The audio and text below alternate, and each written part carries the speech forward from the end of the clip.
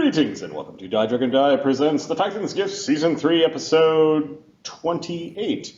I am your DM host, Marty, joined by the most of the Seattle crew. How's everyone doing on this fine Tuesday evening? Great. Doing pretty well. Yep. Doing fine. What's new and exciting? Houses. Houses, yep.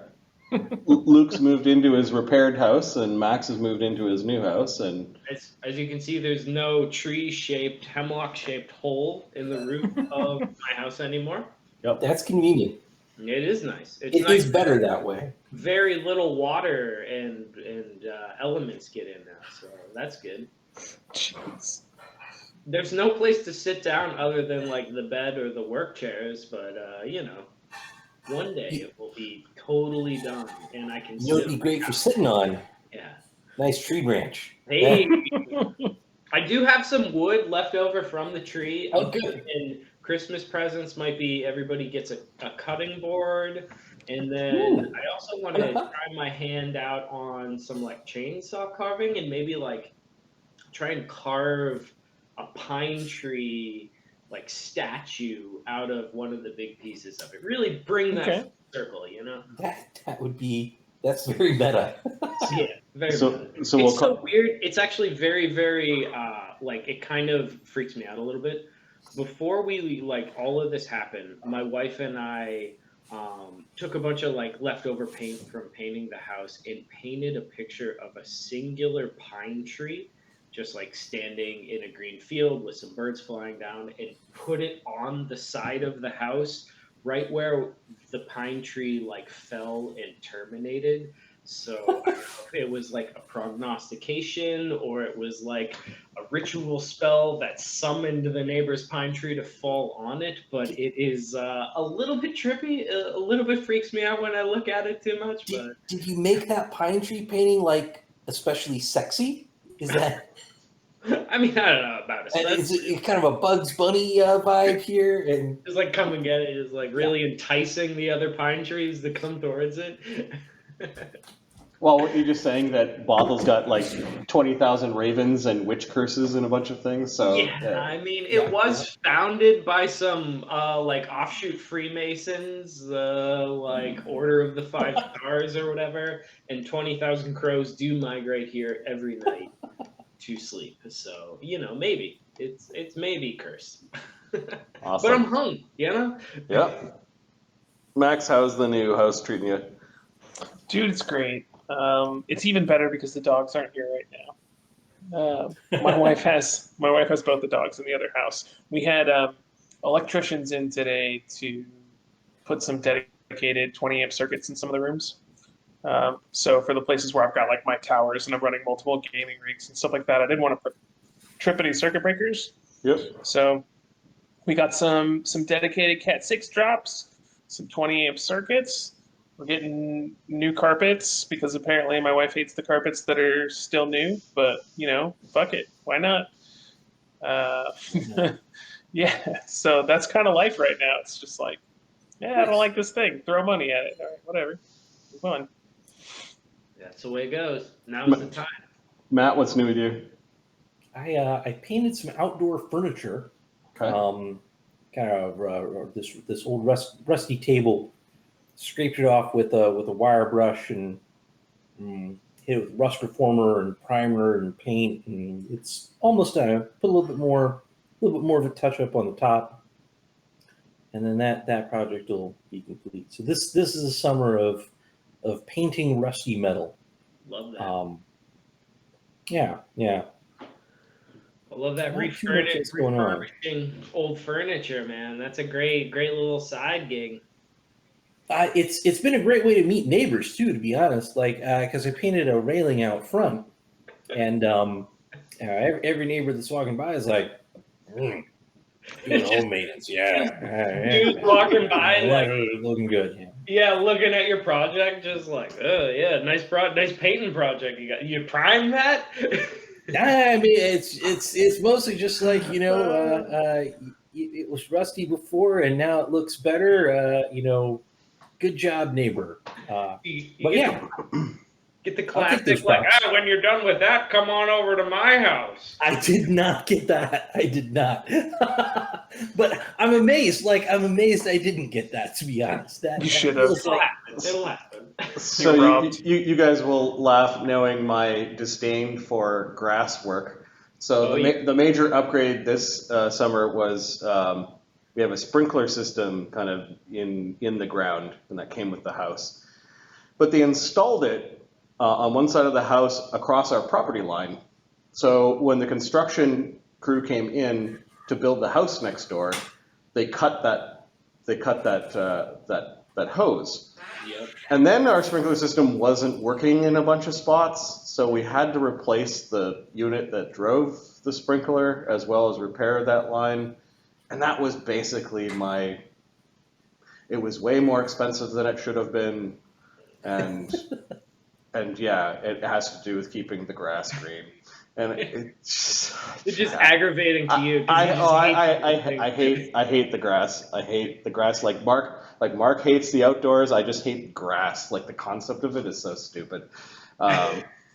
Just put gravel in, man. Well, that's the thing. I've got some plans, and I now have to look up city code to see if you could pave, your front yard or whatever, which you probably can't. But technically, very environmentally conscious of you to get rid of that water absorbing grass yard and replace it with something. Well, and the plan for the backyard is to eventually put a pool in. So I don't know how conservation friendly that is, but at least it won't be grass. I won't mind maintaining a pool. I mind cutting the grass. So it's one of those things. Yep, I've put myself to sleep even just talking about it. I fucking hate it so much. I hate it. Love to hear it. Love to hear it, Marty. Gardening. Oh, God. See, gardening wouldn't be so bad because it's just grass. It's so boring.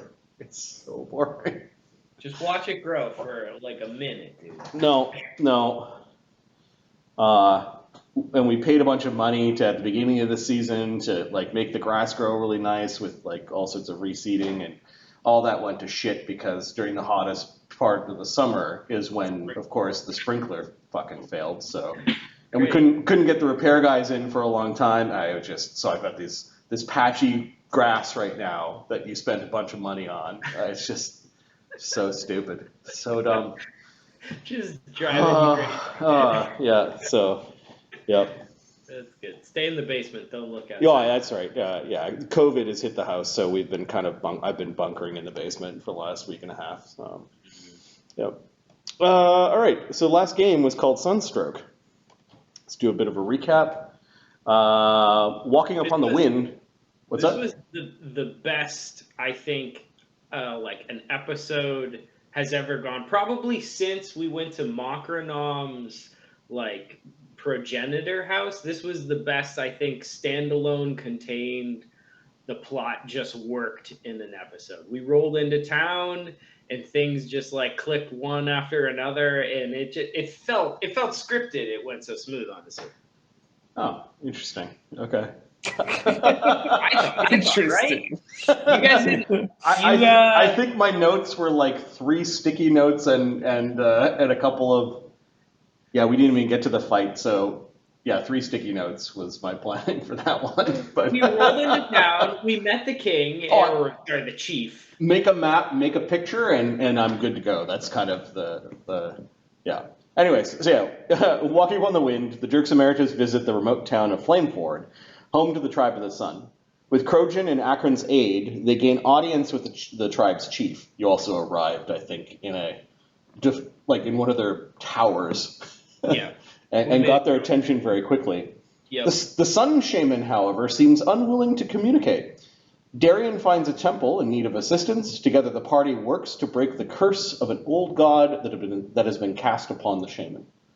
It did come together quite well, and you were able to rescue the Sun Shaman from a curse that had been affecting him for years.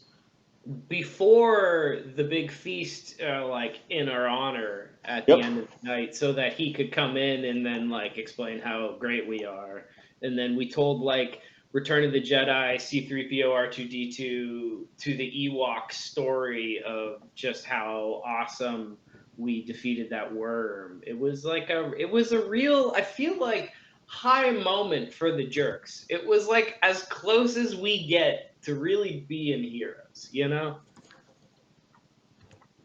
Sure. So I guess where we're going to, I don't know. You guys have done some heroic things with different motivations. Like attacking the Alchemist Tower was a very risky thing. You guys went and did it. But there was this bit of a taste, I think, in some of your mouths where you were like, I don't know if everyone deserves to die here. So you've done things that are high risk and a lot of danger. I don't know, ending the Blood Veil plague was pretty heroic. But like sprinkled in that is just so much like undercutting shenanigans, like self-serving stuff that if you were just a Rakasta in this town and we showed up that day and you were at the feast and you heard all this, you'd be like, wow, these guys are great. You know, nothing bad could be said about these guys. I did steal that cursed amulet, though. So we can do jerky stuff with that later. Yeah, exactly. Very few people know about that, though. So it's like we're still pretty good reputation in town. Normally, I don't name the games beforehand, but the placeholder name for tonight's game is A World Upon Your Shoulders. There you go. Mm-hmm. Or is it Thurgus Shrugged? Come on, there's so many other ones there. Thurgus Shrugged is not bad either. It's sort of a jerky thing as well. All right, the placeholder name for tonight is Thurgus Shrugged. And if you don't remember from last game, you'll find out very shortly. All right, so the celebration in your honor, the evening goes well into the night. It's late in the evening when Krojun actually pulls perhaps an inebriated Thurgus over, or is Thurgus keeping his cool that evening? He's not drinking a ton. He's still celebrating, but he's not getting messed up. Chief Shaman, says Krojun as he finally it's like he remembered or he's had enough of the celebration. Tomorrow I'm going to bring Thurgus and any of the other jerks to the Outland Pillars. Oh, why, a test of strength, is it? Says the Sun Shaman as he changes his question mid-sentence after looking at Thurgus. Oh, that's right. Thurgus is fucking strong. I'm gonna hold some rocks. That's my plan. Just hold them for a really long time.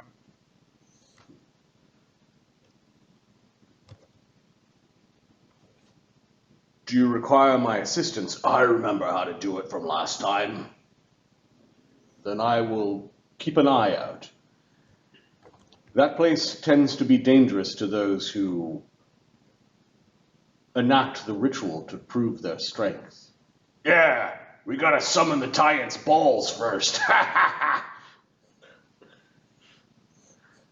That is not the dangerous part, but summoning Atlas's boulders is part of it.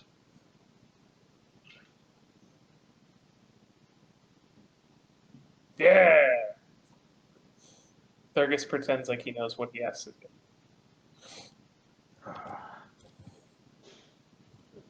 Then we wish you well. May the inheritor gods and the old gods bless you, Thurgus. May you prove to the Titans that you are strong. Yes, that says the Sun Shaman, agreeing with the chief. But do be careful. Atlas is one of the wayward Titans. His power was deposited here, but those that invoke his name do attract the attention of his kin. Well, I guess I gotta make some friends then. Wonderful. And by friends, you mean victims? Oh, I was just going to say nice things about them and see if they would leave me alone, but I suppose we could do that too. My God, Rebecca, you're so bloodthirsty today. I feel like I'm having a positive influence on you. And I pat him on the shoulder. He turns a different shade of green. He just shakes it off. He's in good spirits and gives a hearty laugh. You do notice that Zephyros was talking with Akron a little bit, and that at some point in the celebration, Darian turned into a sword. God damn it.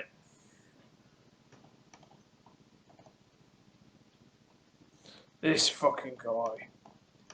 It was almost like when no one was watching. You do see that Kit Drianda perhaps was watching, and she's like, "Where did he go?"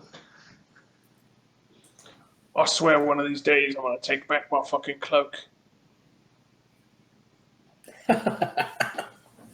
There does seem to be a bit of concern, in particular from the worshippers of Halcyon that are in the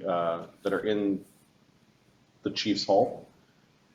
Don't worry, that happens. It tends to happen with him. He's quite all right as long as you don't put him in an extra-dimensional space. He really hates that in sword form. I know this sword. This is the answerer. Yes, a bit of a legendary blade, no? This sword has done great things. Yes, well, it seems. It's missing its gems. Do you know where they are? No. You're right, though, it is. There seems to be a gasp from the religious folk in the room as they seem to think that this sword is some sort of holy relic. Akram, perhaps you could help elucidate for us. Explain the current reaction to our friendly paladin turning back into his sword form. Yes, he was cursed, I believe you said. Yes, but the impact it's having upon the goodly townsfolk here. The paladin was cursed. I think what he means is, why does everyone here give a shit about a sword? Oh, you're not aware of the answer. It's the legendary sword of his father. His Handed down through the generations. His grandfather, actually. Oh, yes. I think it's his Father, grandfather. Family is weird. There are legends amongst your people of this sword, even though it is wielded by humans. A human with very little stamina. He's always going to sleep. The tribe of the Sun used to rule over Grand Station.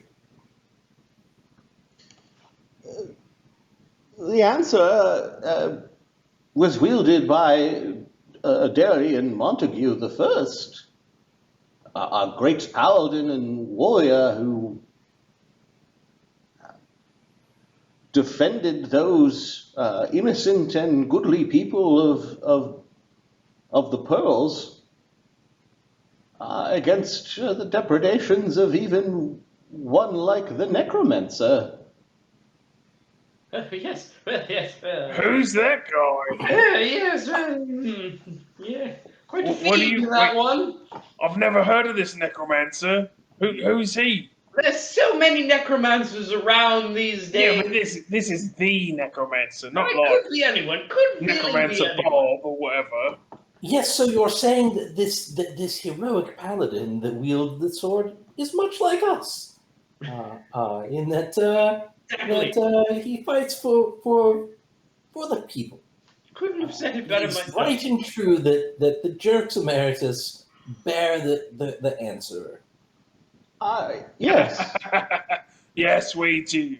And they're Along with its true inheritor, Darian Montague III. Well, May your temple live long. did he go inside the sword? This is the Kit Driandra. Ooh. I saw him go in. He turned into the sword. Like his sword was a different sword. Yes. I never thought of that, actually. Yes, it's interesting, isn't it? That's In a any case- powerful curse or an amazing blessing, depending on how Akram you look at it. carefully picks up the sword and hands it kind of in the general direction of the party. Thurgus takes it. Okay.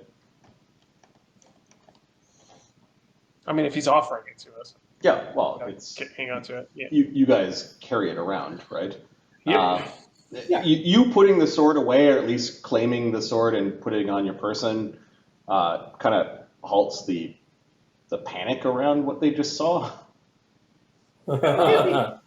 You do see the Sun Shaman scritching his chin and thinking about what he has just saw, and Kit is still trying to impress upon the adults that the gems are missing.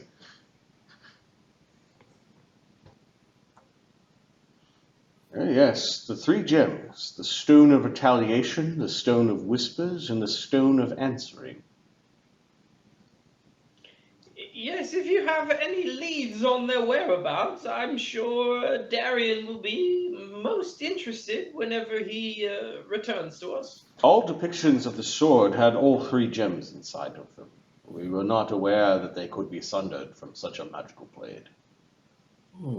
It was a great evil indeed that must have done this. In fact, One the Yes. fresco of Darian's grandfather that is in the temple contains a realistic enough depiction of the sword with the 3 gems inside, firmly within the hilt. He's really going to hate that he misses seeing this fresco when he comes back out of his sword form days or weeks in advance. You're gonna laugh at one of the powers of one of the gems, the stone of retaliation, Max. What do you think that does?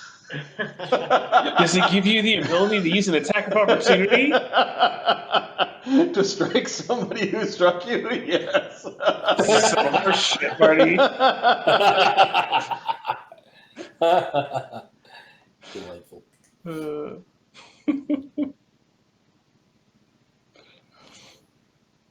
Tell us what the gems do. The stone of retaliation is exactly that. A wielder of the blade can strike one quickly who has tried to strike the wielder. The stone of whispers makes it very difficult, if not impossible, to tell a lie within the aura of the sword. The stone of answering increases a paladin's ability, perhaps even a priest's, to channel positive energy. Aside from that, Frigorak, or the Answerer, is a blade that likely grows in power with its wielder. In the hands of Darian the First, it was a truly and powerful Holy Avenger.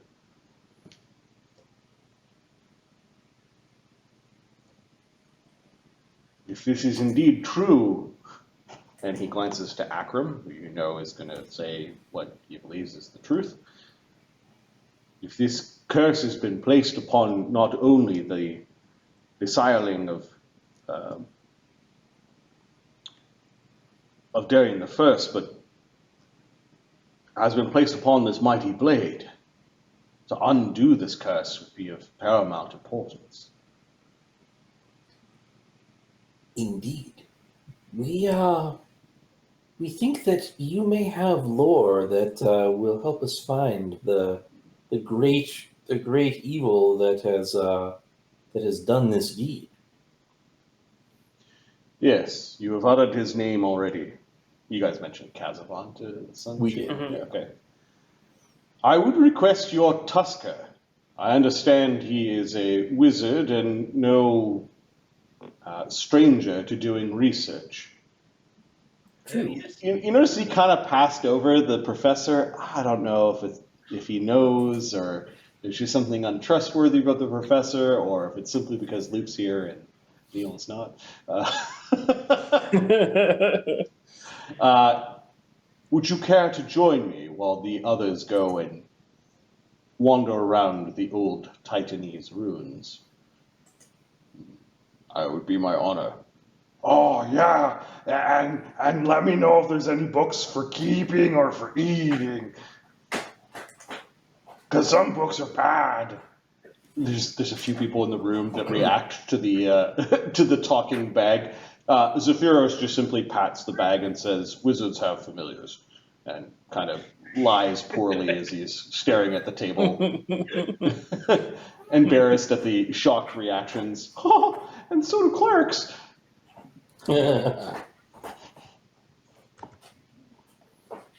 Sorry, Thurgus. War priests. Hey, wait a minute. Is that a dig at me? Oh, You and I both know I'm an Inquisitor now. We inquisit. That's what we do. Inquisitors. Inquisit stuff. you should ask them if they know a way out of here. Wait, what? We don't Way need to- out? We remember our quest to get the fuck out of here. No, we gotta pick up some rocks, mate, before we can leave. Oh, okay, yeah, that's fine. All right, it's getting late, and some of the guests have drank and ate their fill. Things are sort of winding down, and Krojun, people are kind of retiring for the evening. The Sun Shaman says he'll come and get Thurgus in the morning. You actually do spot that there is a man looking over all the goods that you've left off to the side to be sold. That a few merchants have been going in and out, having a look throughout the celebration.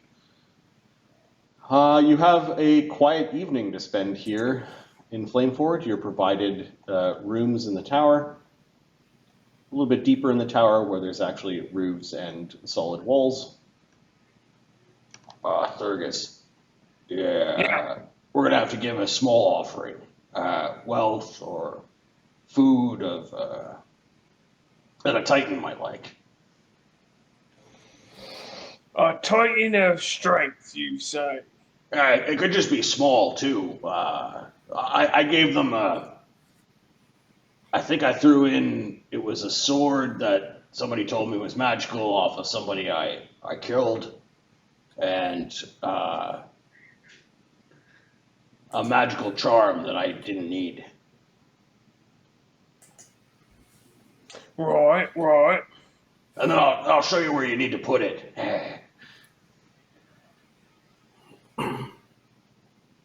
Yeah, alright. So, I'm not going to be able to help you because I've already undergone it, and I don't think I'm strong enough to lift the next biggest rock. Some of the rocks are ridiculously big. Right. Are your companions also undergoing the test of strength? Well, Christopher's gonna be there, but I don't think he's gonna pick anything up. Oh, no, I'm linked to you. How small of a rock is an option here? I think there's a rock about as big as you. Is the smallest one. Oh, that's not something I'm going to be good at lifting. No, and you gotta lift it, and then you gotta keep it on your back for like 3 days without dropping it.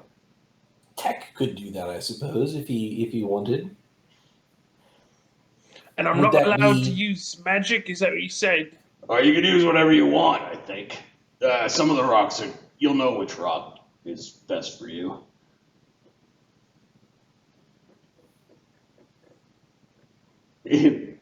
About as big as you is the smallest one. No. Anything else would be like sand in a Titan's hand. 3 days.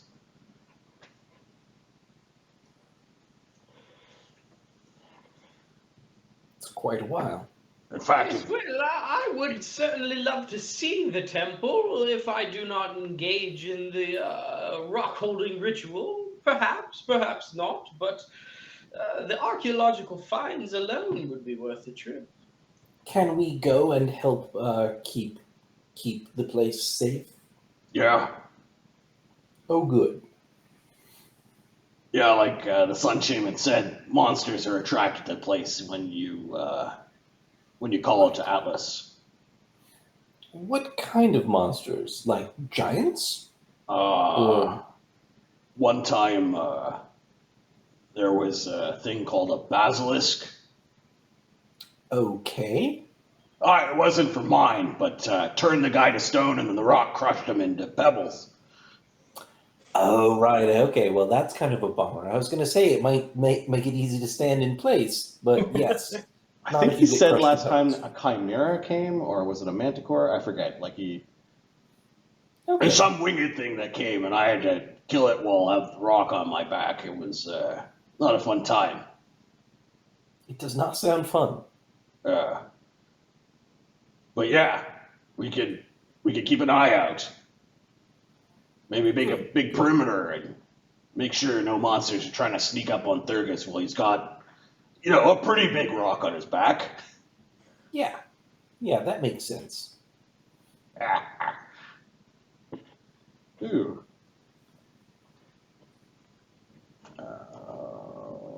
Sorry, Kit is not there. She has gone back to the temple or to home.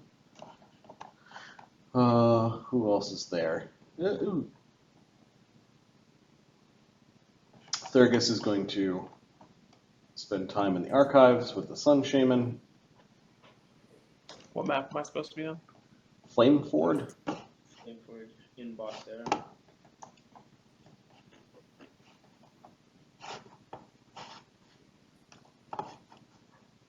There, I can force you guys there. Okay, I see. Oh, that works too. Thanks. Yeah, what do the rest of you want to do? We have to get up early. You got to start the ritual by sunup. Pharisee, what say you? Shall we tag along and observe? Atlas was an early riser, I guess. Ha ha. I think that Hey, Pharisee, you got any of those ant-hole spells? no. Tech has a harness that's magically enchanted with it. Oh. Is it something that Zephyros could cast on you in a way that's extended and lasts I was for a going long to say, time? give it to that little ring that Christopher's got, and he can cast it on me. Oh yes, it's not a spell that I'm familiar with myself. If we could put 3 of them in that little ring of spell storing, he could keep it up for 3 days.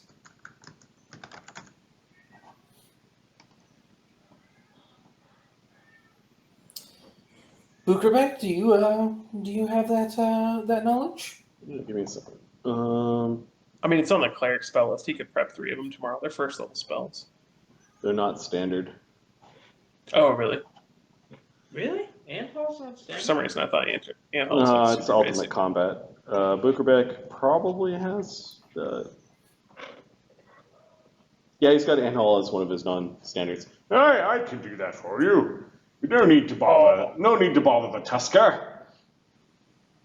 I'd appreciate it, especially if it's not considered cheap. All right. I will keep an eye out in the surrounding terrain for monsters and beasts.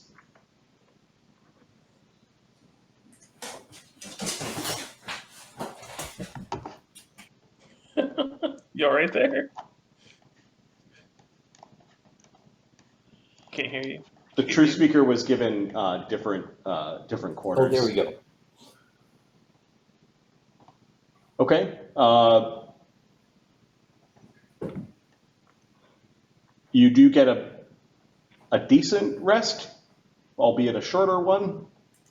Still enough for you guys to get your spells back. Krojun does pop his head into your room about 2 hours before sunup.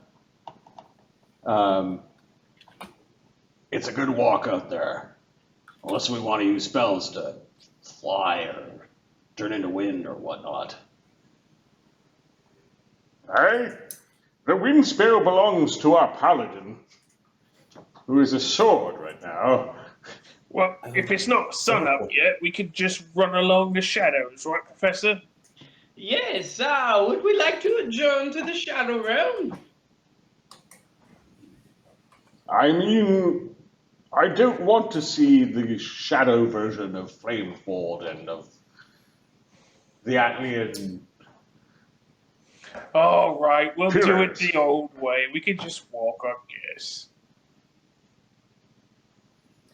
That seems like a fine plan. We could Christopher- teleport. All 5 books. We can teleport, my queen. It is just over there. Oh, let's save the teleport for the way back. Yes, my queen. Where's Conjure Carriage? Christopher, you got anything special for me today? Oh, just the animals. Christopher's mutation, his evolution for today is going to be a tentacle. And he's going to give me a tentacle attack. Oh, I can do this. You just see this torrent of blood rupture out of his chest and wobble around and then slide away. What the fuck is that? You can control it. It's like an appendage. Oh. I take it out and I wobble it around and then I look at it around and I look for Macronom and I go, oh, Unfortunately, Makanam's gone with Zephyros. oh, damn it.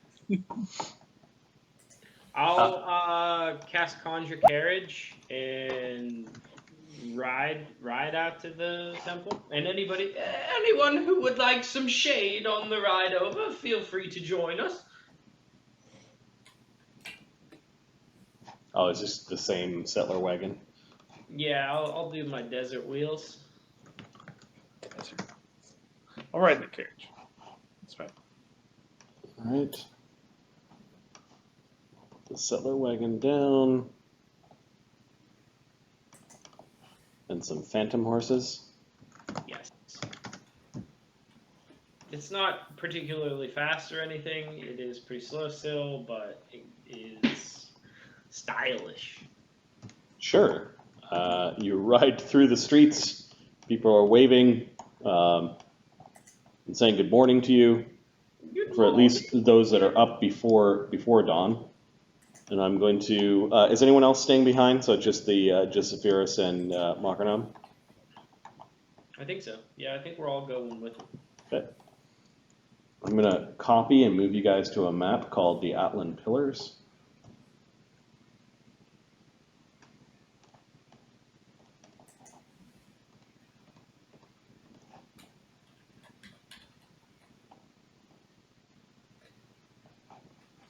All right, there's a stretch of desert that is between the Atlan Pillars and Flameford. There is a surprising amount of like a desert grass and some small trees that are dotting the landscape, as if even the ruins still have life and power clinging to them. The original temple must have been absolutely magnificent by the sheer size of the place. The steps are cut not for medium-sized creatures and not even for large creatures. These steps are made for huge or larger feet, and the columns stretch close to 100 feet in the sky. Yeah, about 80 feet into the sky.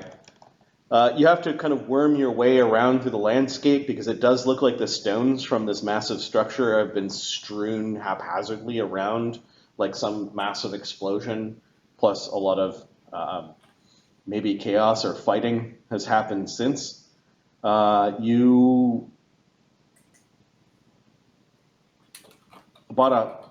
a mile out, you start to feel the power of this place, like it has its own pull.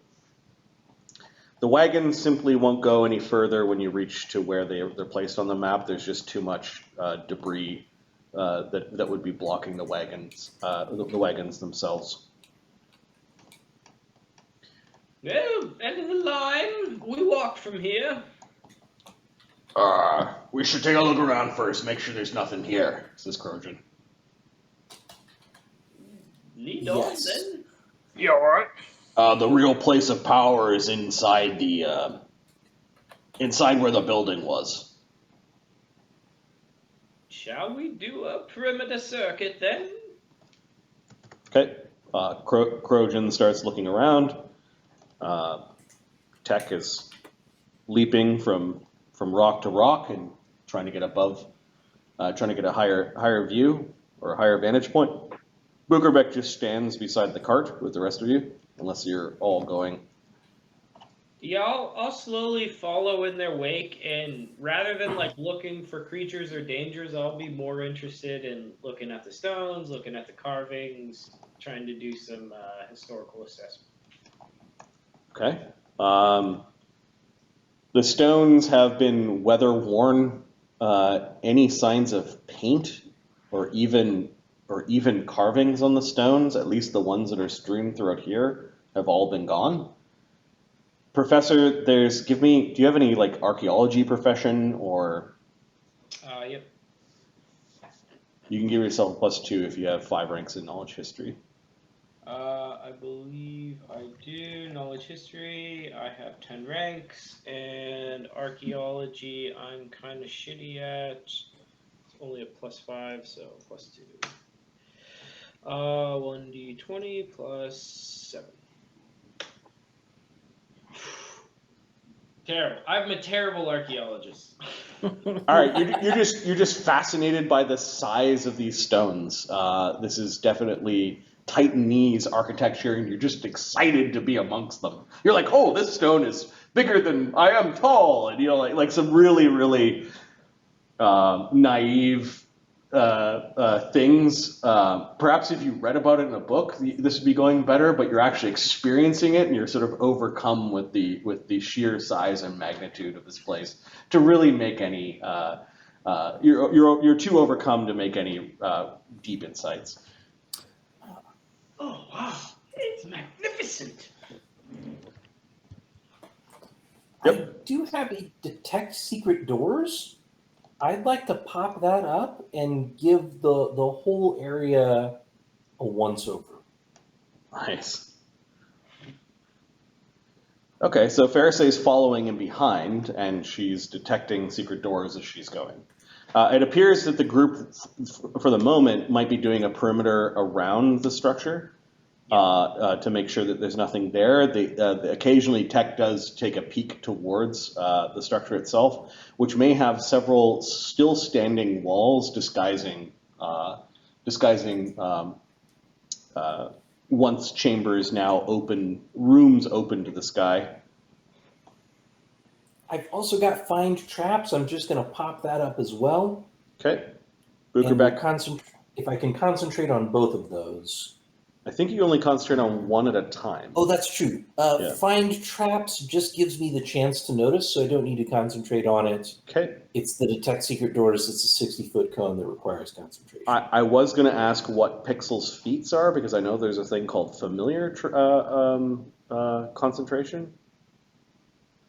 Oh, right. I don't think Pixel has that. Okay. though. I'm not a particularly concentration-y caster, so Got it. it hasn't come up. All right. Well, so far nothing is a trap. Really quick, Yep. the only other thing that I would add to that, Thurgus is wearing, let's see, what was it? Death Watch eyes. So he has constant effect of Death Watch, which I think is a 30-foot cone. Okay. I And think includes- that applies to when you see creatures, right? Let's see here. You can determine the condition. You instantly know whether each creature within the area is dead, fragile, which is alive or wounded, fewer hit points, fighting off death, healthy, undead, or neither alive nor dead, such as a construct. So I'm pretty sure that means if I look at something, I would know if it was a construct or if it was dead or whatever. Okay. All right, and Thurgus, you're following in the rear, or are you going up front where Krojun and Tech are?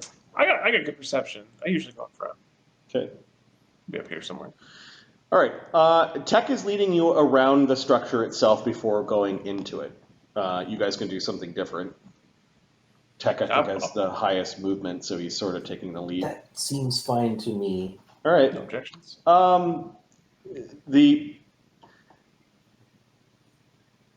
There is a considerable mess here.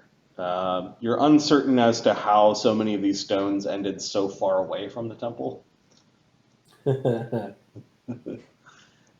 You do a full circle. You get back to you're kind of back at this corner here, and you see the wagon is still sitting there. Your phantom steeds are unmolested.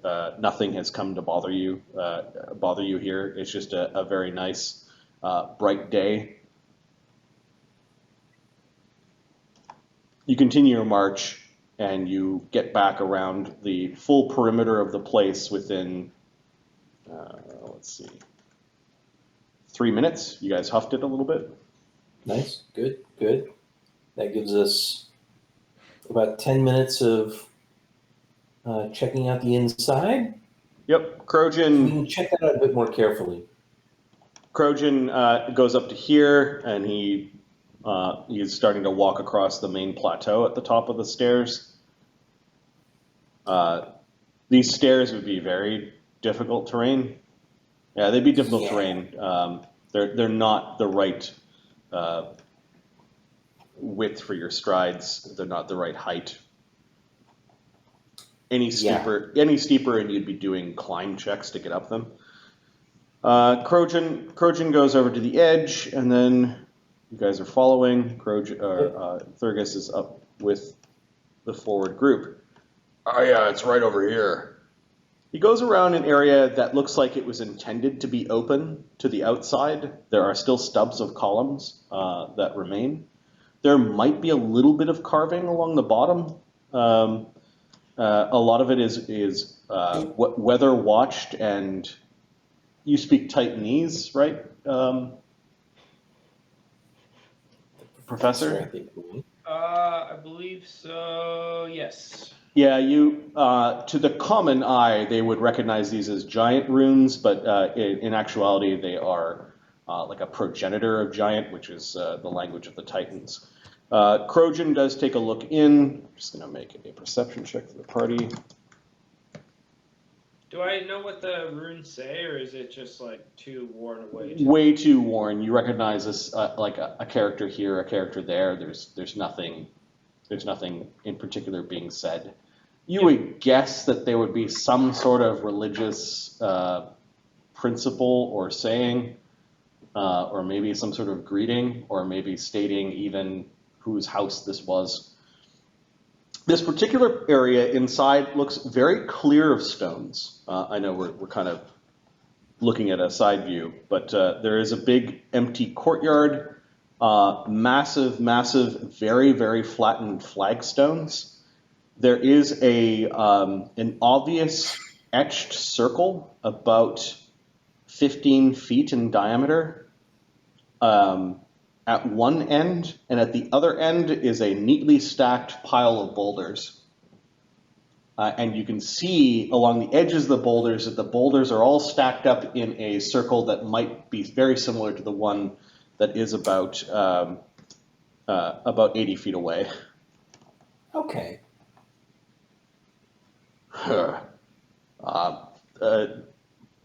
The first light of dawn is starting to crack over the place. You guys kind of started exploring here in the pre-dawn hours.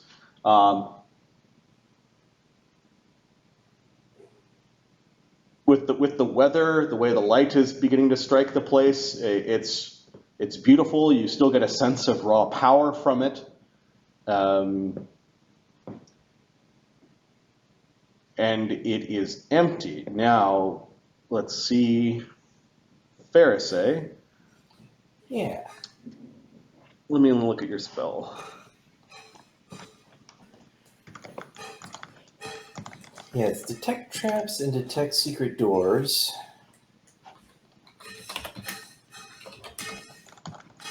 or find traps, I guess it is. Detect secret doors. So find traps gives you essentially trap sense at half your caster level. Yep. Like a thief within 10 feet. And detect secret doors is a 60-foot cone. Concentration.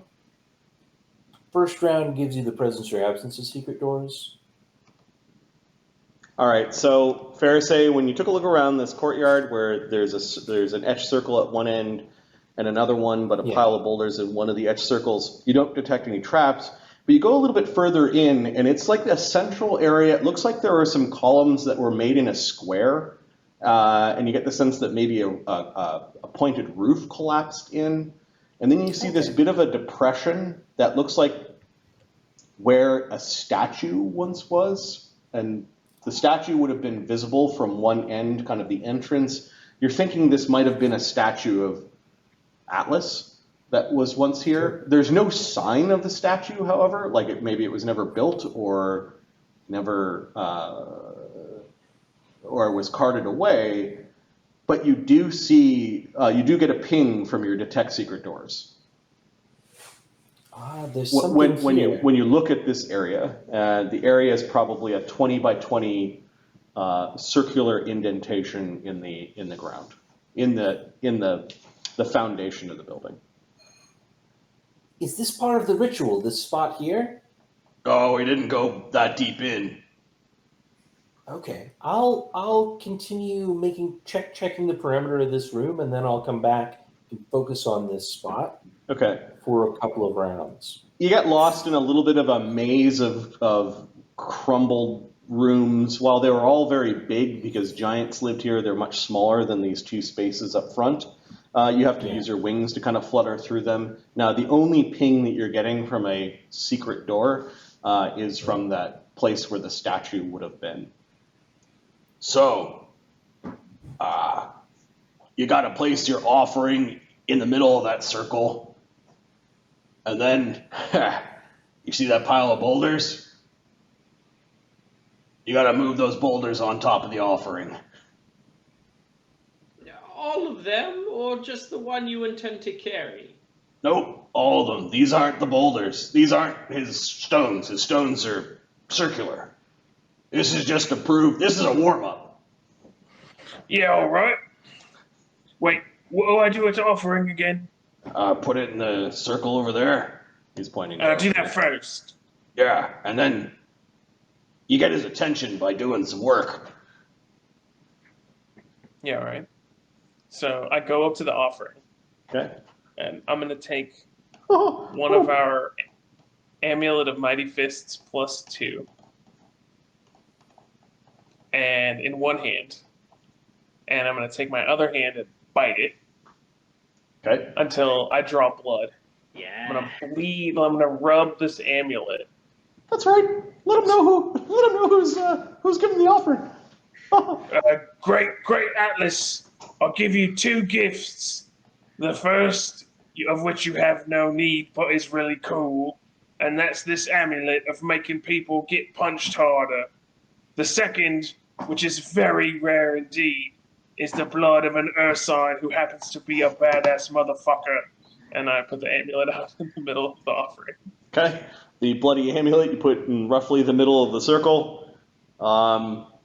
There's no change in the power of this place. It's just sitting there. I'm going to start moving some rocks. Krojun leans back with sort of a grin on his face, like he's not going to help you move these rocks. That's fine. I start moving some rocks. Do I see any rocks in the pile that an old man with 7 strength could move? So just to give you an idea of what your what you could pick up and move with a 7 strength as a medium creature.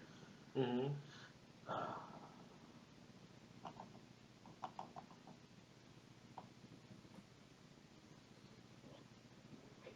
I might be able to get an extra 20 pounds of force. You can lift double your maximum load off the ground and you can stagger around with it at 5 feet per round. So you can lift 140 pounds off the ground and stagger around with it. None of these boulders, none of them, are 140 pounds or less. How much is the most heavy boulder? They're not labeled. The lightest. How much is a boulder? A boulder? Give me a second.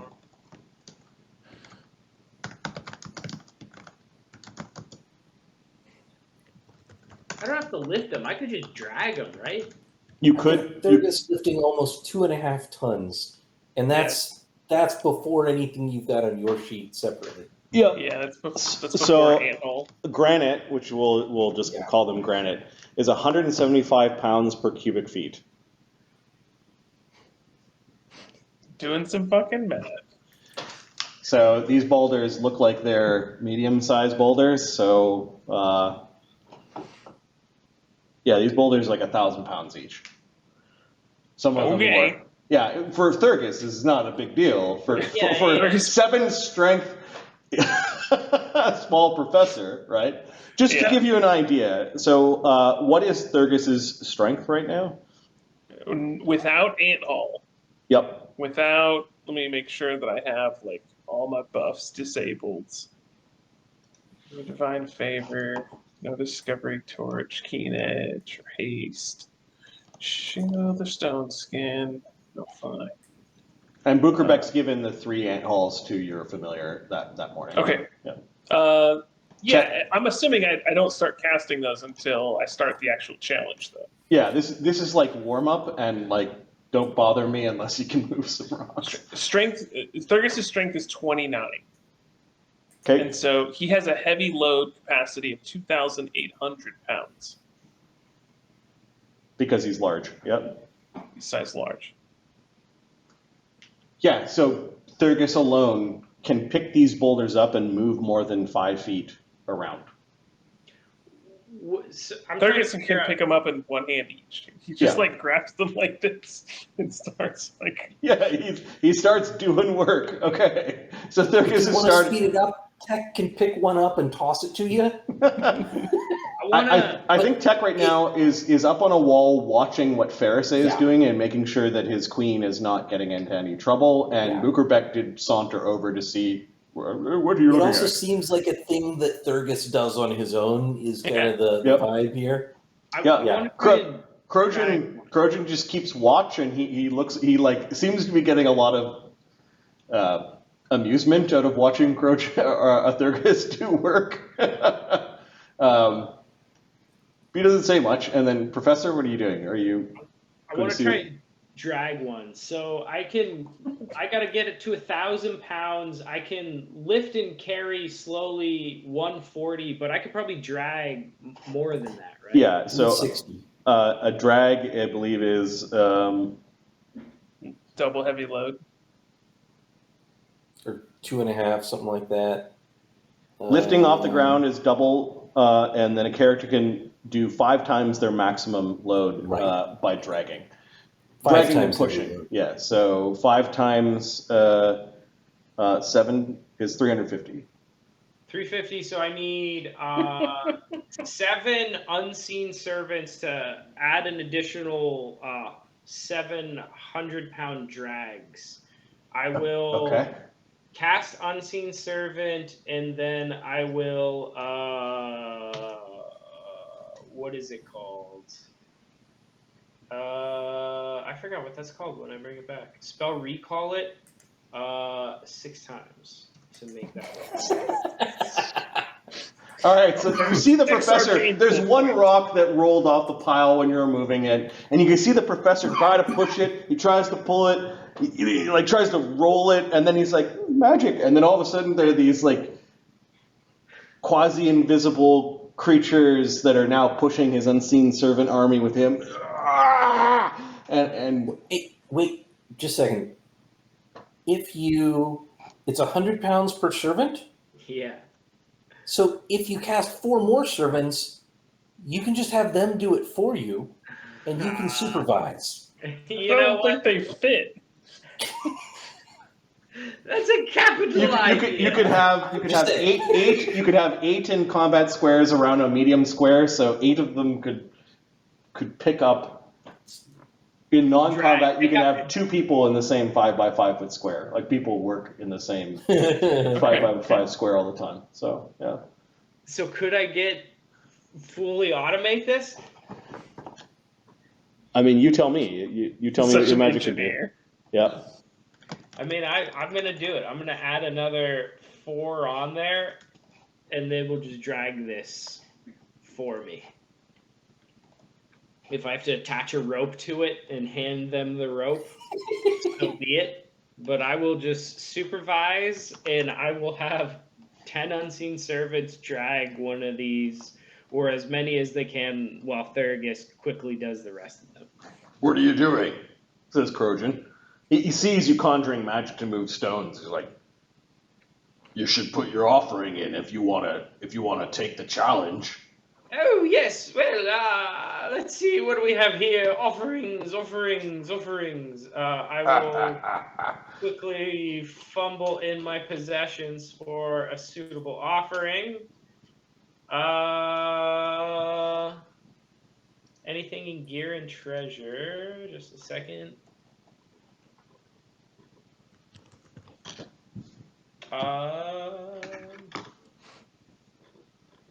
Let's see. Valuables, evidence. We have so much shit in here. There's an evidence section.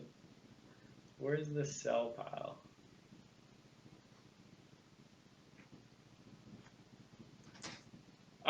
Maybe I'll just throw some cash in there. You're trying to buy off the god of strength. Yeah. I'll throw in 1,000. Like $20. Make it rain. here you go. I hope he accepts Zola's general currency. Gods love fiat currency. Ah. I'll put 1,000 Zollars in there. Okay. And then I will start moving the boulders again. All right. Krojun's just shaking his head at you. Yes, I know it's generally a young man's game, but this dog still knows a few tricks. All right. Meanwhile, Farisay, you concentrate on this. Yes, I do. On this stone area. You get a weird reading from your detect secret doors. It's like how you open it feels like there may have been a mechanism on the statue that no longer exists or that is no longer there that would then depress a particular area.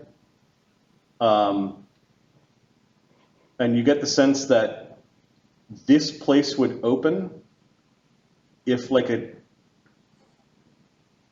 incredibly heavy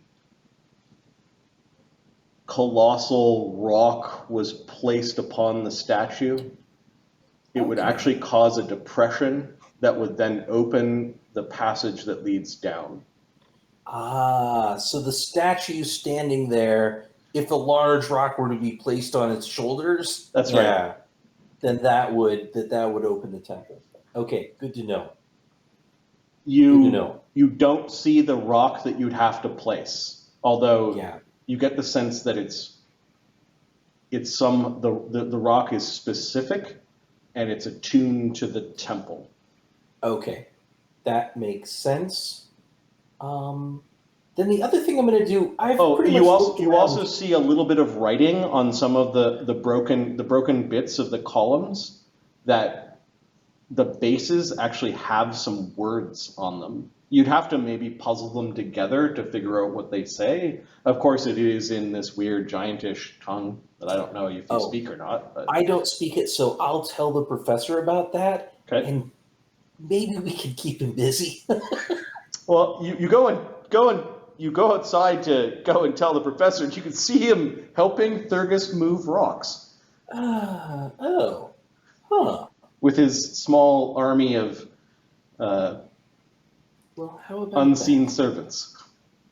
I'm a little bit curious.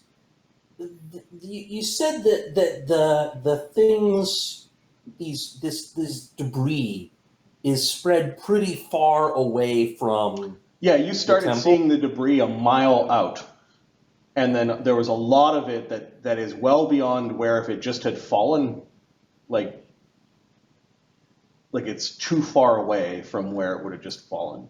This I'm place was curious if- underwater, or maybe some of it was chucked around, or Yeah. I'm curious if there's like a spray pattern at all. Yep. Like it was hit with something from one side. With your vantage point of being at the center, and then with your wings, you can go and take a little bit of a higher view, Yeah. and it does look like, I don't know, do you have survival? I have some survival. I don't think I have a knowledge, architecture, engineering. I have a crap load of knowledge, architecture, engineering. Do you? Okay.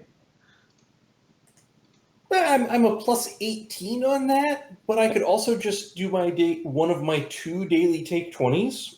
You can also take 10, right? So you just get a 28. I can also take 10. I can get a 28, Yeah, with your 28, yeah.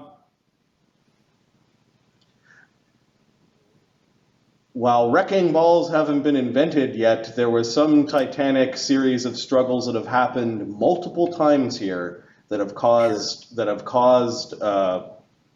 stuff to go flying away. Okay. And then some of the rubble looks like it's been dug up or it's been washed away, perhaps with ancient rains. It's definitely, there's some areas you spot where people have dug underneath or actually moved it. Yeah, this place has been a rubble field for several titanic battles, or a place of several titanic battles, just age itself, and then there must have been really large beings of great strength plus powerful magics cast here. Yeah. Do I see Some of it in anger? You also get the sense that this place may have been hit by earthquakes several times. Oh, interesting. Okay. You see some suspicious cracks that go down kind of along the foundations. Yeah. Do I see any from this vantage point higher up? Do I see anything that looks like sort of a valley, like where a large boulder might have rolled? I'm curious if I get a direction on that. You do. I'm going to use the perception checks that I just rolled for you guys. Ferris, got a 25. Oh, you rolled a 1 and still saw it. Yeah, you see depressions, not in the temple itself, but there are a bunch of pockmarks in this particular area. In fact, the place that the secret door does look like it's been struck by lightning or spells several times. Oh, And okay. the stones there seem to be particularly hard, like the cracks that lead up to the foundation of where the trap door is. Yeah. Looks like it's survived some of these titanic events. But you Okay, do see okay. like somebody has tried to blast their way through it and hasn't worked. The depression question, you do see a lot of different sizing depressions, kind of in random spots where there are no boulders. In fact, the depressions look like really heavy, perfectly spherical things. Okay. But those spherical things, you don't see them anywhere. Okay. Nice. All right, we'll keep this in mind. Maybe they're summoned or called down or something like that. Okay. Maybe they've been tossed around many times in titanic battles. Maybe there's a boulder somewhere within a mile that's just massive. Within moments, as the sun crests over the edge, with the professor's help and a bit of with a bit of sweat from Thurgus, the boulder pile has been moved from one end of the square to the other. Finally, that last boulder you push on top and you stack it on top, and some of the unseen servants are swirling around to help. and then they stand obediently without further commands as the task is done. There's a bit of a flash, like a kind of a ripple of golden energy from underneath the boulder pile. You suspect that your offerings have been accepted. Like something happened from where you put the offerings. You blink, and Pharisee, there are some things in the grass that weren't there before. Oh my. Ah. Excellent. There are a bunch of perfectly spherical granite boulders of varying size that just appeared amongst the rubble. Now comes the hard part. To pick a boulder that you can actually lift, but not only lift, you got to keep it off the ground once you lift it up. Not for one day, not for two, but on the third morning. And out of curiosity, if you can only say go 1 or 2 days and the boulder touches the ground, what are the consequences of such an action? I don't know, I didn't drop mine. Is Atlas a very vengeful god? Is he the type that would cripple you for life for failing his test? Or is he more of the sorry, try again next time? Titans are stories of them squashing you because you didn't know they were there. Yes, well, I suppose if you drop the boulder and it squashes you when you drop it, that's your own fault. You should have gotten out of the way, but it doesn't sound like Atlas is particularly keen to go out of his way to punish you for a failed test, does it? I don't know. Maybe he curses you with weakness. Am I able to pick them up and test them first, or do I just gotta pick one right off the bat? You'll know. You'll know. I see. Pharisee, Really... you get the sense from the scale of the room that you've been investigating that this is the boulder that needs to be placed in the statue's hands. Yeah, that makes sense. Good. Interesting. I don't suppose you can lift that one over there. Is that possible? I told you, I gotta come back one day if I get stronger somehow. Ah, good. All right.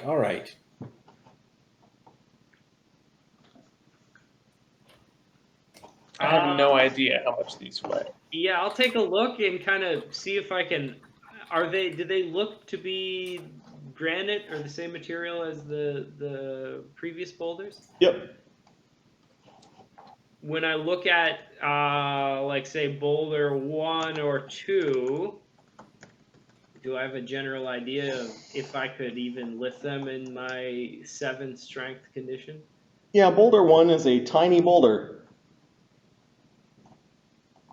Seems probably doable, right? The professor could probably lift a tiny boulder.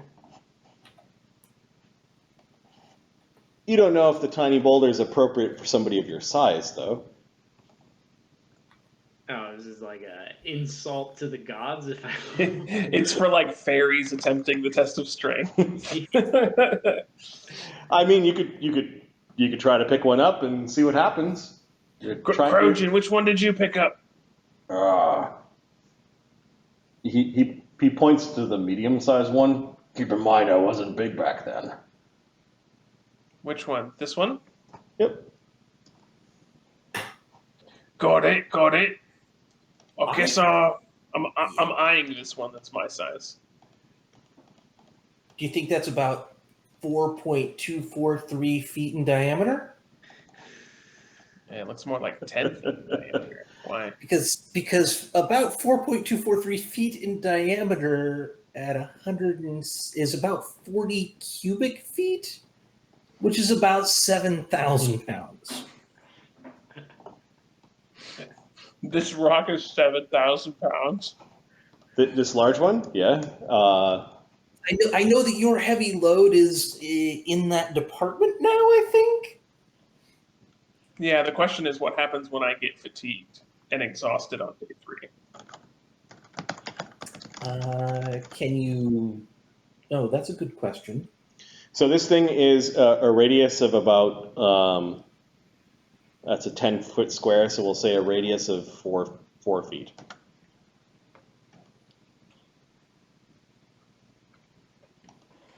So under 7,000, more like 6. So just holding it, how long can you just hold it? Does that start to fatigue you?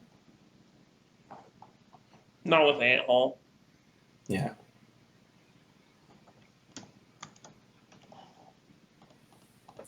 I'm going to try it. I got to do one bigger than Krojun because I'm bigger than what Krojun was when he tried it. So, fuck That it. does YOLO. make sense. Yeah, give me a second. So if this is a 4-foot radius boulder, it has 268 cubic feet in it. 4 foot. Oh, 4 foot diameter boulder was what I was thinking. Oh, okay, a diameter. So this is more like, we'll say an 8-foot diameter, which is a 4-foot radius. So 268. 268 times 175 this is a 46,000 pound boulder. Yeah, that might be more. Sorry, what was that? 46,000 pound boulder. 46,000? That's insane. It's the size of you, 175 pounds per cubic foot. Jesus. Wild, yeah. Yeah, I'll probably go the smallest one I can find then. So the one that you're looking at is tiny. Small would be about 3. Tiny is probably 1.5 feet. So we're talking about 0.75 feet. God, how did Krojun lift this thing, man? No, Krojun lifted the medium-sized one. I know. I'm just saying, like, when he was small, how did he do it? Yeah, he could also be just blustering. That's fair. I'm going to give that a shot. Okay. 1 point. I'm just figuring out the weight of the tiniest boulder is 309 pounds. I'll put it on the.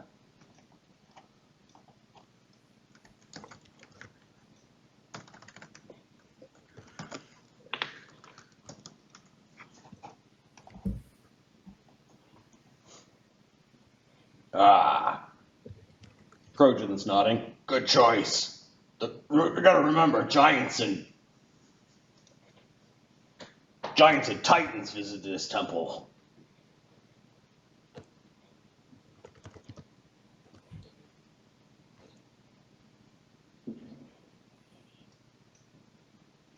What is you're probably close to that number.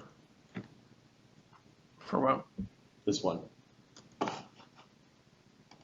I don't see where you're pointing, sorry. This one. Oh, close to that number? With Antall, not including getting fatigued, exhausted, etc., I can heavy load 8,000 pounds, 8.4. Okay. So lift over my head and move around slowly. What is that? Triple that or something?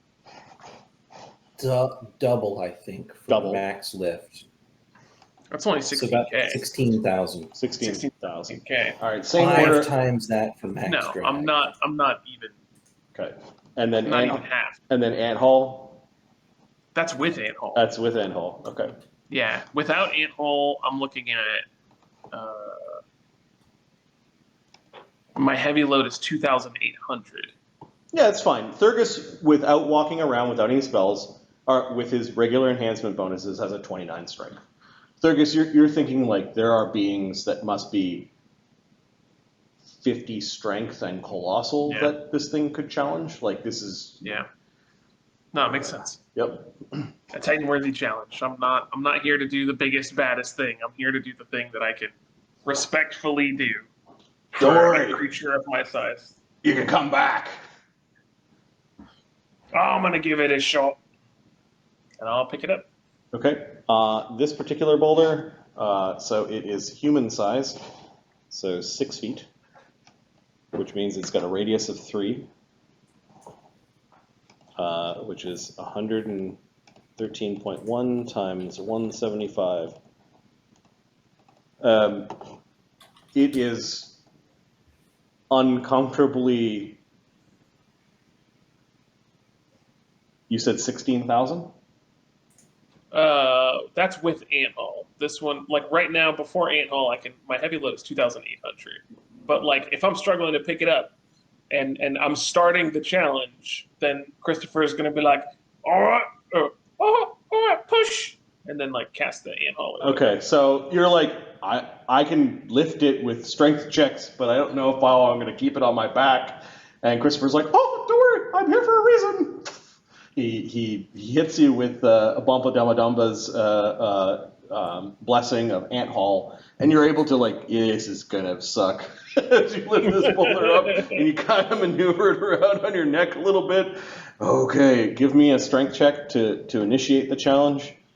This is kind of the bobbling moment that could happen. Yeah, all right. I just put 1d20, right? Yep, your strength with ant haul is considered 8 higher, so another +4, and then you're large, so I think on strength checks you get a +4. Wait, I get a strength check for a bonus for being large? I think so. On I didn't things see like that. strength checks, we'll say a +2. Okay.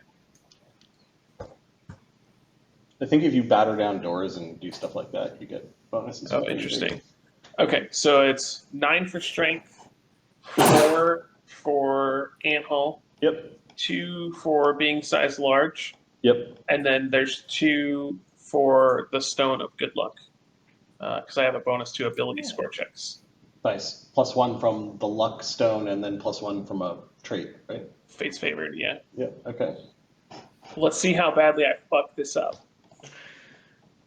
Oh, I look at that. That's not bad. 34. Okay, you were able to lift it, and then you're like, oh, I'm gonna have to put this down. This is too heavy, and you were able to not drop the stone when the ant haul is cast on you, and you sort of reshift your stance, and now you've got the boulder on your shoulder. Ah! Krojun gives you a little shout. All Oh, right. for fuck's sake, how'd you do this when you were a little person? I had some spells and help. Fair enough. I might have borrowed somebody's equipment as well. Made things a little bit easier. Atlas doesn't care. He cares about results. Fair enough. All right, Professor, what are you doing with this tiny boulder? All right, Fine. here we go. Find a good spot, and if your legs start cramping up, to keep them from cramping up, move around a little bit. But I'm going to use 2 arcane pool points to increase the DCs of spells cast by me this turn. Actually, do I need to do that by 3? Sorry, 3. So it will increase the DCs by 2. And then I am going to cast Permanent Illusion. I'll flit out Bacob's wand, or I guess I don't need to. I'll just cast Permanent Illusion. And so this will be DC 25 plus 6, 31. Wait. 25, 26, 27 plus 6 is 33. DC 33 Permanent Illusion. I'm going to fill this little area I'm in, as wide as one of these pillars is, and as tall as I can fill the illusion. I'm going to just put like the remnants of an old pillar as an illusion in the area where I'm going to be standing, where the ball is. Okay. And I'm going to say to the party, well, see you on the other side. Let's see if this old dog still has a few tricks in him. Very nice. and then I will walk into the illusion of the stone pillar, and me and the boys will attempt to hoist this thing over and onto my back, and then in the next 11 hours and 45 minutes, we will try and free up a hand for a recasting of 10 unseen servants and a changing of the guard there. And then I think with my ring of sustenance, do I get spells back without sleeping, right? No, you have to sleep less. I have to sleep an hour still? It's like 1 or 2 hours. I think it's 2 hours, and then you still need to do an hour of prep. You still got to prep your spells. Oh, so how heavy is this thing? I could sleep This while this thing is 309 pounds. Okay, so I need so it's like 309 divided by The wizard's like, I can do it. I can do it. Can you sit down and kind of hold it in your lap? Do you have to be standing? Just lay it just down have and let to it not rest touch on the your ground? stomach. Oh!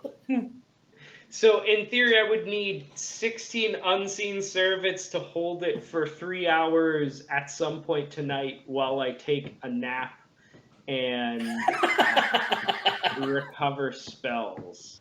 You guys had this right. I'm going to try it with my 10 unseen servants, and we will figure out the D&D wizard math later on. Okay. Good luck, buddy. I don't know. I don't have a strong confidence that any of this is going to work, but we're here. Let's give it a go. I like how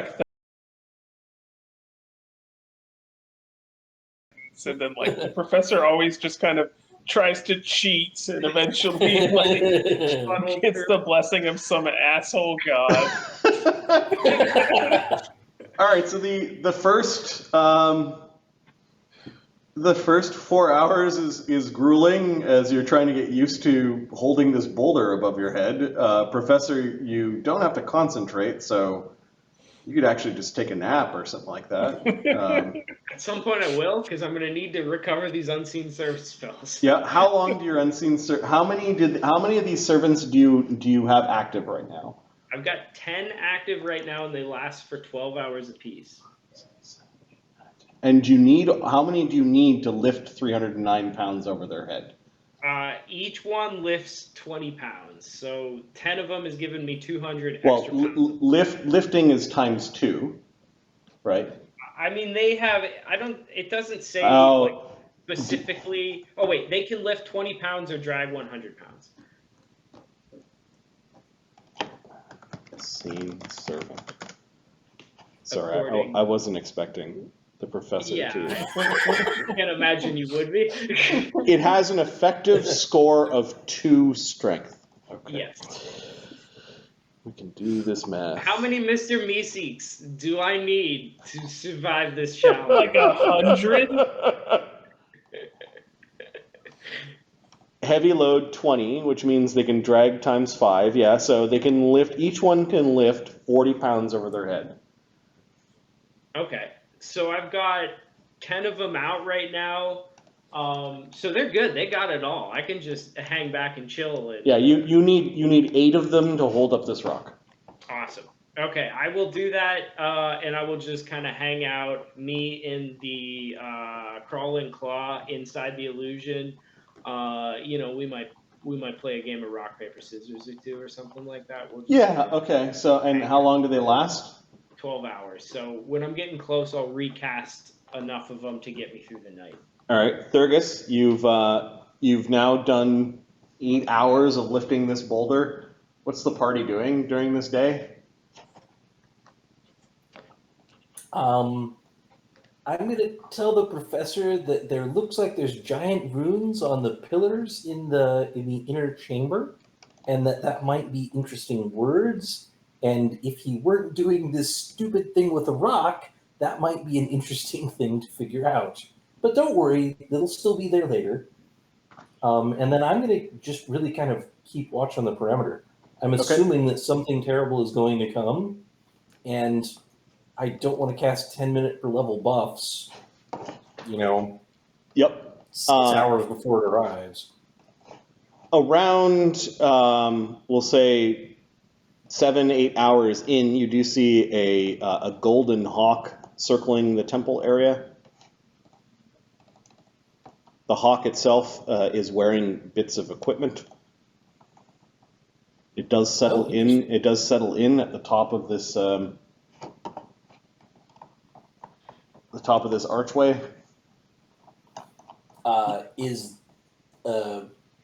It doesn't look hostile. In fact, is looking down at Thurgus. Are you friend or foe, Sir Hawk? It's the Sun Shaman, says Krojun. Oh yeah, that makes sense. You're looking good, Sun Shaman. Very nice. It lets out a keen. While Thurgus is holding this rock, he just goes, "Well, it's not exactly hard to be an improvement from that cooked piece of jerky he was the other day."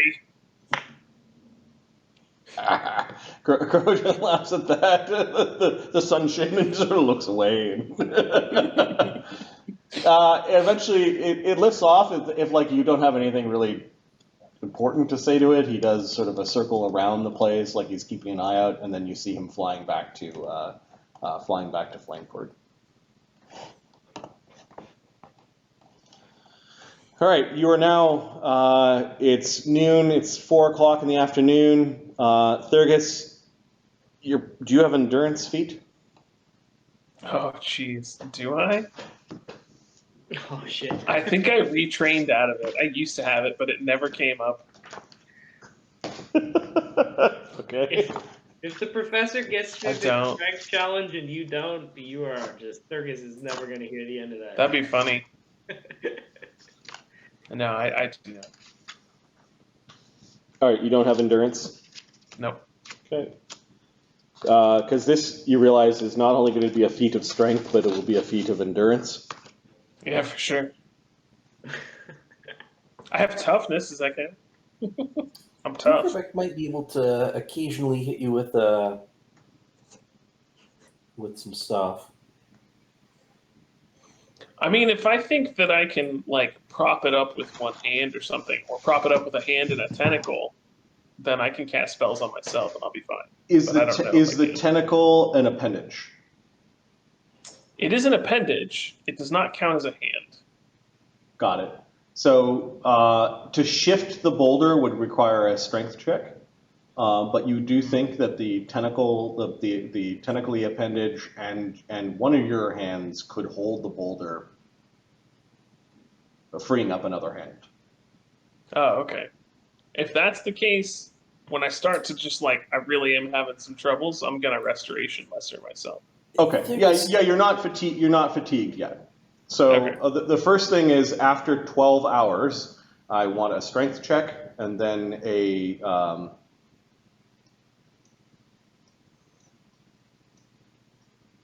let me see work. A fortitude save? A fortitude save that is a endurance fatiguing type effect. If there's anything particularly risky that you need to do, Thurgus, why don't you let me play a little song for you while you do it? This is the strength check. Yeah, this after 12 hours just simply I've been standing in it. This is covering the whole period of time. Yeah. It's not a momentary action, but Yep. yeah. It's a fortitude save. You need the fortitude save next, right? Yep. Any bonuses I need to add to this? So you probably get some bonuses for Ant Hall, even though it doesn't say you do. It's granting. Do you want me to give you the same +4? +4. Yep. Okay. Anything else? Nope. Okay. 31. Okay. Yeah, Thurgus, you're like, this is going to be a very uncomfortable 3 days, but you're confident in your ability to do this challenge. You have a 16 to 17,000 pound rock balanced above your head with 2 arms, and you've been standing there, kind of pacing around now in a little square, like Krojun suggested, for the last 12 hours. You guys arrived here at dawn, which was approximately 7 a.m. It's now 7 p.m. on that first day. Yeah, I'll have to recast and change the guard out on these unseen servants. Okay. You have 10 of them? Yeah, I have 10 of them, but I only need 8, so I will, before the spell runs out, I will summon another 8 to hold it up. All right. You're thankful that they're insubstantial because they don't take up combat squares. They're not combative. However, changing the boulder between them is an event that can go wrong as you're swapping them out and kind of changing their hands. Now, they have strength scores of 2, which I believe is a -5. 4. -5. 4? 5 sounds right. 9, 8 is -1.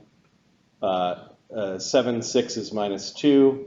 5, 4 is -3. 3, 2 is -4. Yeah, okay, so it's -4. So you need to make a strength check, DC 10 at a -4. And then how many more guys do you have than needed? 2, I think, because he had 10 2. instead of 8. So those 2 can actually aid, so they need to make DC 10 strength checks at a -4 to see if they can aid the others. And is the professor actually like aiding in the transfer of the boulder? Yeah, I'll aid. I'll bring out another 10 just to get me through the day and just to kind of help manage the load here. Okay. So you have a total of 10 replacing the ones that are already there. Yes. It's the shifting of the heavy rock that I'm concerned about. All right. So give me the 2 aids from any extras that you have on top of 8 unseen servants. How would I do that? How many? You've got 2 extras and the professor, right? Yes. So yes. give me 1d20 -4, and you're trying to hit a 10. Okay, 1d20 -4. Yep. I got a 9. All right, he just gets in the way. Another 1d20 -4. Fair say, you do see that there's action at the professor's area. Some complicated like a bunch of spells are being cast. All right, I need a strength check from the professor because he's trying to help his unseen servant army. It's like 1d20 -2, right? For the professor. I think so. Yep. We're gonna let him do the first one on his own. Okay. Pharisee is gonna decide this is really interesting if The professor actually has a shoulder underneath the boulder as he's like, no, come on in. No, you go over there. You go. And he's trying to manage this wave of unseen servants that needs to come in to help keep this boulder above the ground. All right, so you aid your 8 unseen servants, which are now all trying to make the strength check. Technically, only one has to make the check, so I'm just going to see how many aids you've got here. 7 at 1d20 -4. 2 more additional, and the professor has helped, so you get 3 aids. That single leader is at -4, so you've turned his -4 into a +2. So you've got a DC 10 strength check to switch the boulders between your groups of unseen servants at a +2. Here we go, boys. I gotta hit a 10. Yep. All right, guys. Here we go. Yes. All right, you feel the load being taken off your shoulder, and oh, that was sweaty and tiring. It was like 12 seconds of work compared to the 12 hours of work that Thurgus is putting in.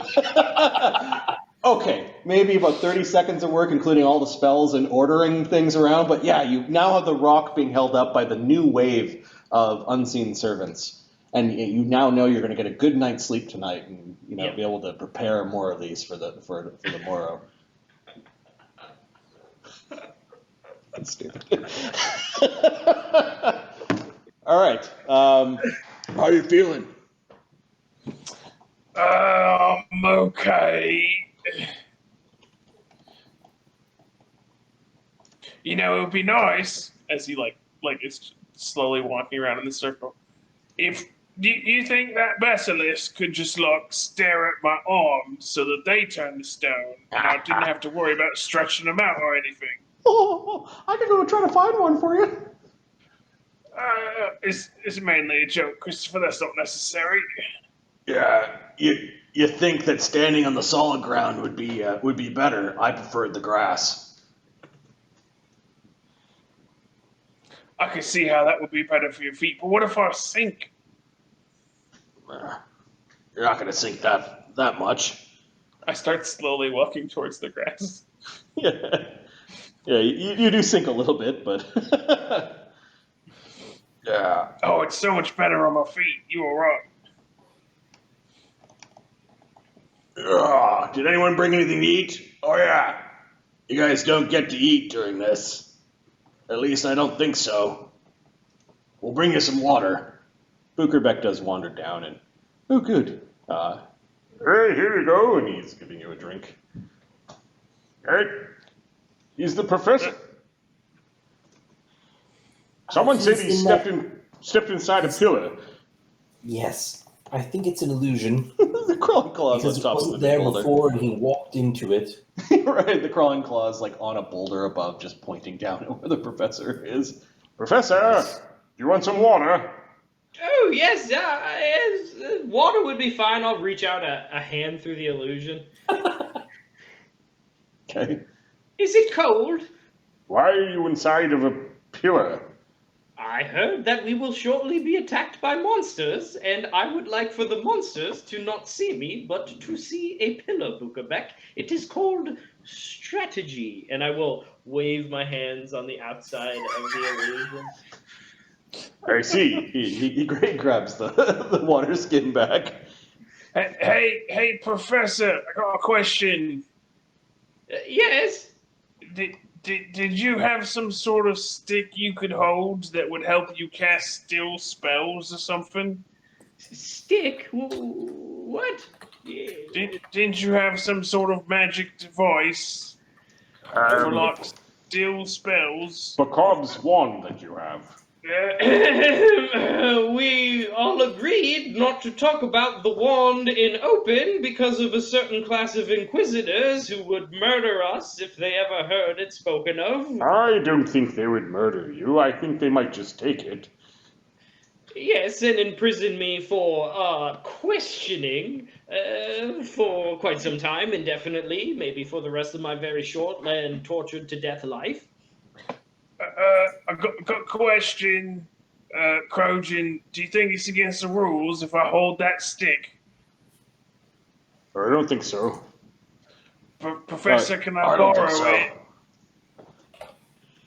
Oh, I don't know, Thurgus. I've been getting an awful lot of pushback about the research you've been doing and about how the professor, he's so weak and tiny and futile. There's no way he's talking like that and holding the boulder. I'm in there, by the way, like cross-legged on the floor, just like maybe having a drink of some water and like reading a book. You alright? Fuck you then, Professor. If you promise to give it back, how long do you need it? Not very long. Bukerbeck holds in his hand.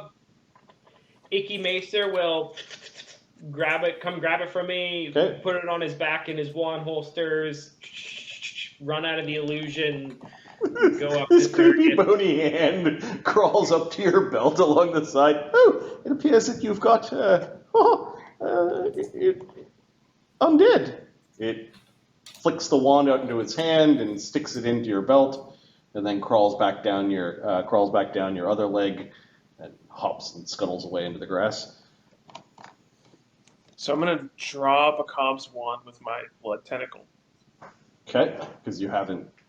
because I'm just trying to like curl it up, and then if I cast a still spell with no somatic components, does that mean that I don't have to have a free hand?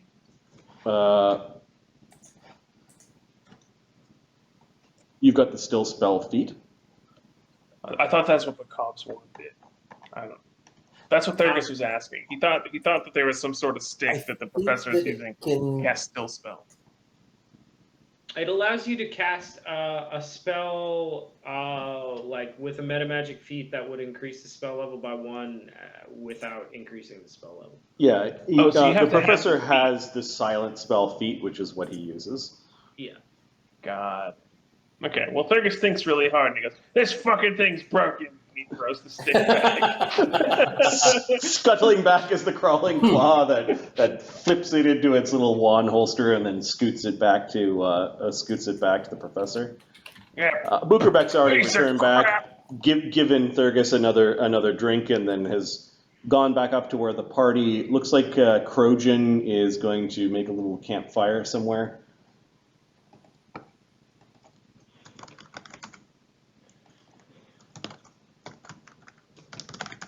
Because you don't have your tusker to Fireball a bundle of twigs. or make the shelter.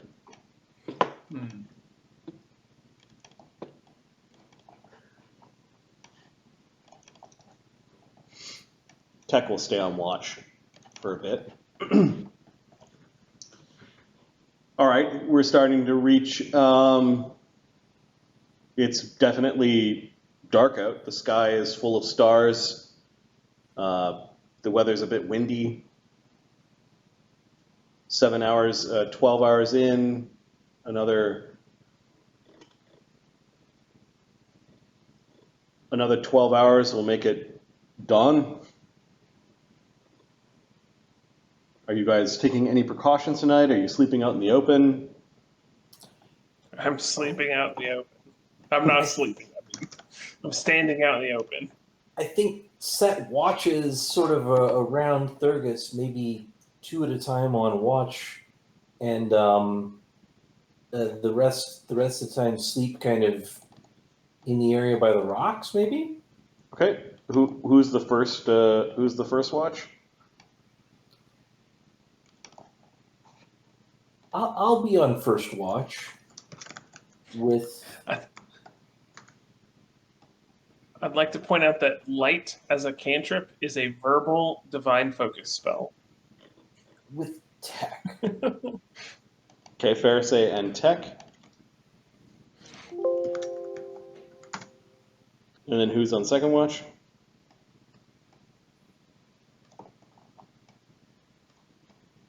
Bukerbeck will go second. And morning watch is Krojun.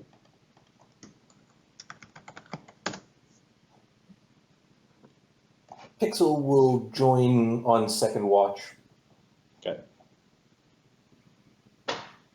The crawling claw will keep watch over me the whole night. The whole night. And when are you getting your rest? Probably do it early. I'll probably get it done early. Yeah, because my spells from the previous day will keep running until they run out. So even if I prepare and I'm ready to go, they don't, like, as soon as I recover my spells, my other ones don't, like, fizz out or anything. All right. Thurgus, that evening you begin to perspire very hard. This is very trying on your system, but you're built like an oak, and you're proving it. Professor, you get a good nap in. You doodle in your books for a little while, and then you're like, oh, I need to get my rest to prepare my spells, and you time it out so that you're resting right away. You get a couple of hours in. You wake up and you are having a hard time remembering your dream, but there was an annoyed presence that you're pretty sure had cast its gaze in your direction. One of its 3 heads turned to see what you were doing. Normal, though. Annoyed by my presence is basically the default of my waking life. So. Yeah, but you've never done any sort of challenge for Kurnator's Moors. You get a kind of a queasing sort of gut wrenching feeling from the incurable cholera, but your belt flares to ease the pain. Yeah, you're pretty sure that something looked at you while you were sleeping. Ooh, I'm glad I only sleep 2 hours, 1 hour a night these days. Ooh. Okay, it is starting to approach the next 12-hour interval, which is 7 a.m. On basically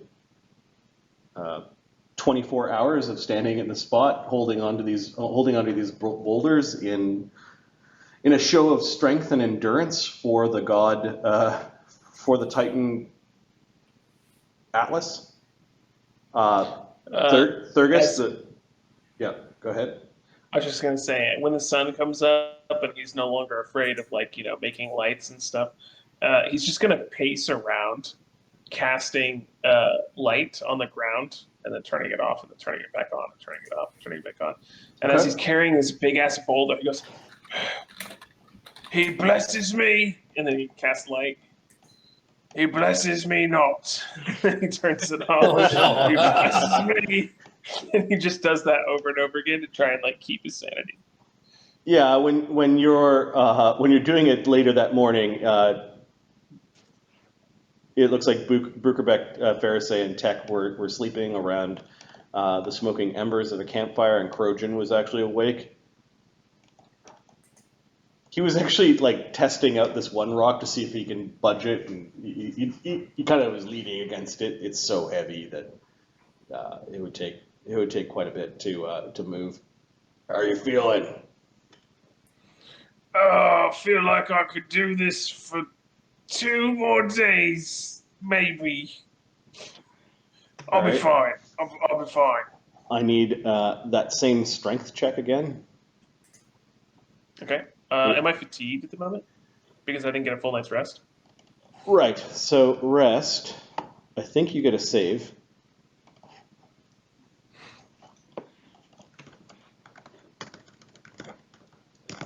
Oh, for some reason I thought I was automatically fatigued if I didn't get a full night's rest.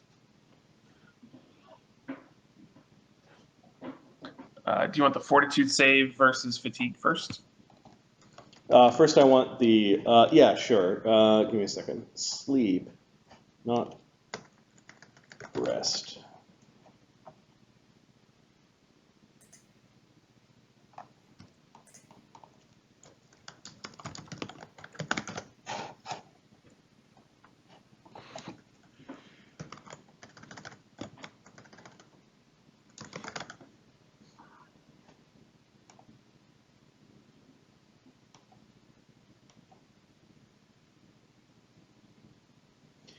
After 8 hours of complete rest, fatigue characters are no longer fatigued. You didn't rest, so give me a second. I need to look at the sleep rules.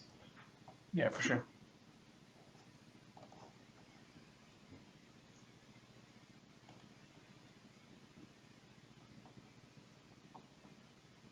If one of you guys finds it before me, let me know. They definitely don't make it. Fatigue, is that what we're looking for?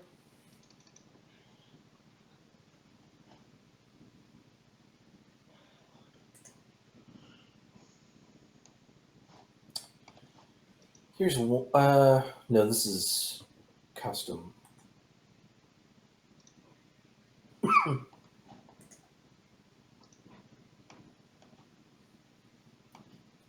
Yeah, keep watch. Subjects suffer no fatigue and gain the usual benefits of a full night's rest, but it doesn't link to anything. Why?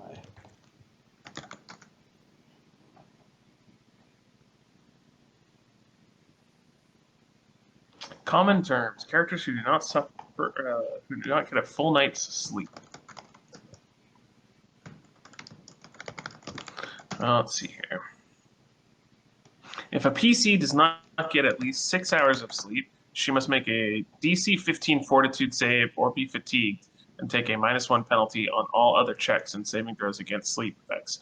A second night requires another DC 15 Fortitude save. Failed result results in the character becoming exhausted and the penalties increasing to -2. A third failed save on the next night increases the penalties to -3.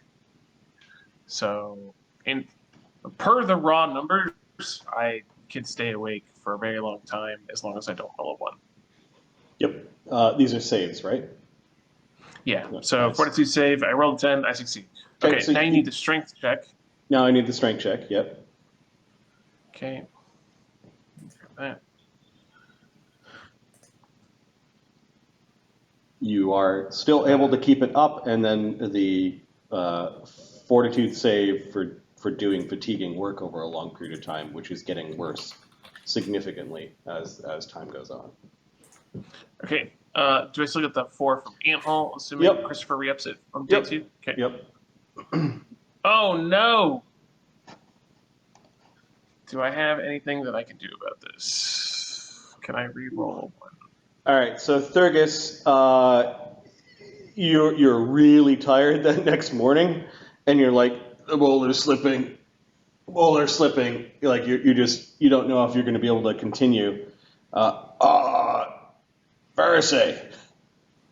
Krojun, kind of. You were starting to wake up a little bit. Yep. He needs help. He needs help. I'll play a little tune. Let's see.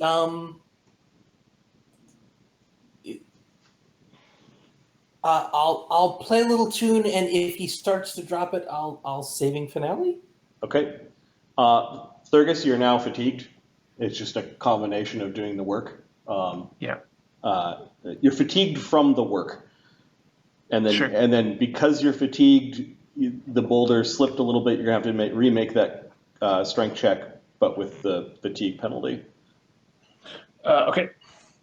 So, strength check? Yep. I'll watch more carefully throughout the day. Yeah. 21. Okay. This is something that you can lift. You were very close to failing. You shifted the boulder on your back, and you're like, oh, okay. Now you got it above your head. You're very tired, and day 2 has begun.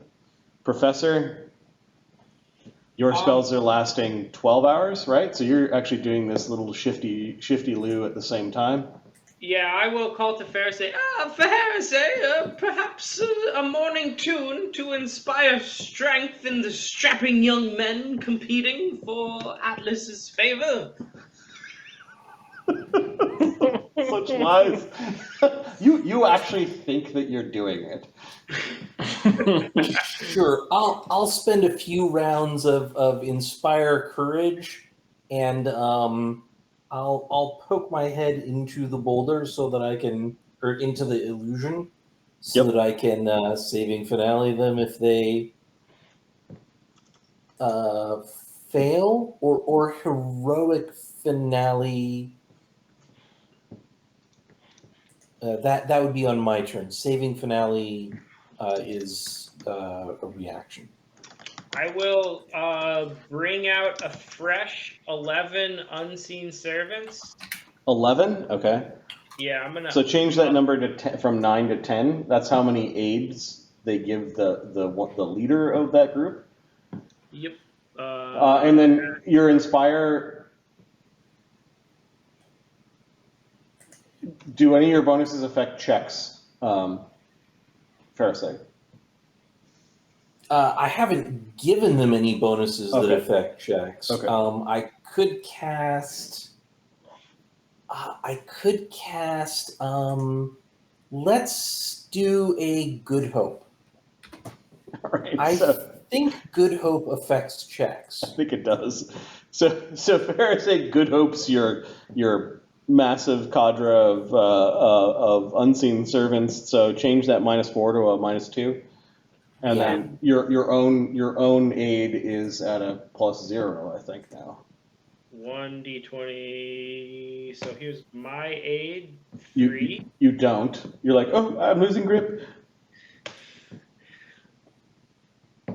1, 2, 3, 4. Ooh, one of them got a 20 in there. Okay, so 4 of them. So you've got a +8 at a normal -2, so they've got a D6, D20 +6.